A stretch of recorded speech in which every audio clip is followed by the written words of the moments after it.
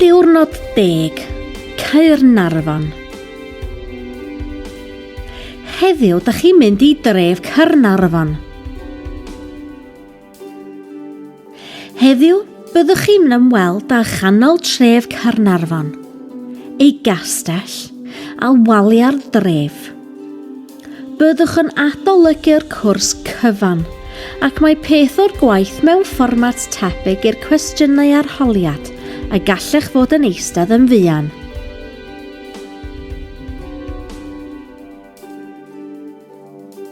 Gyrwch i Gaernarfon.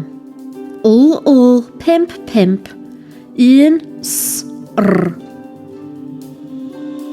Y lle gorau i barcio am y dydd yw maes parcio ffordd Balaclava. Os ewch chi at Gaernarfon o'r dwyrain, trowch i'r dde wrth yr ail gylchfan.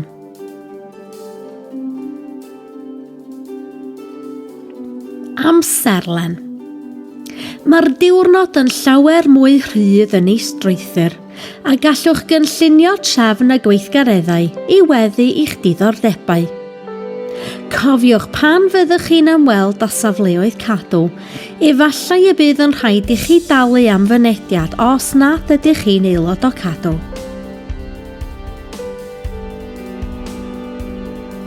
Myrddin.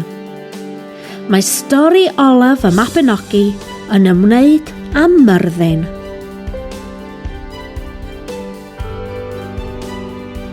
Muriau'r dref.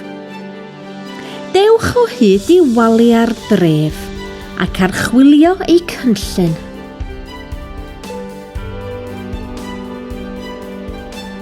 Y dref.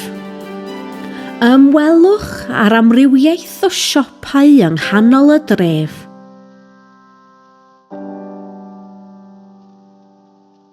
Yr harbwr. Ymwelwch ar harbwr ac ystyried hanes diwydiannol Caernarfon.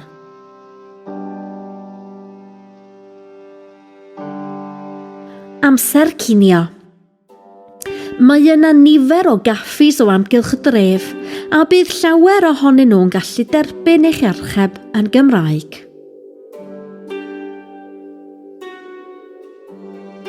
Y castell. Archwiliwch y castell.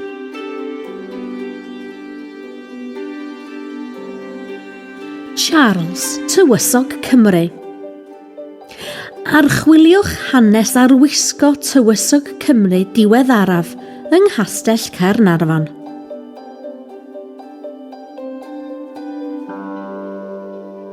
Amser mynd adre a gwneud eich gwaith cartref. Ar ôl eich diwrnod, mae yna weithgaredd ysgrifenedig i chi ei wneud. Mae hwn fel rhan ysgrifennu'r arholiad.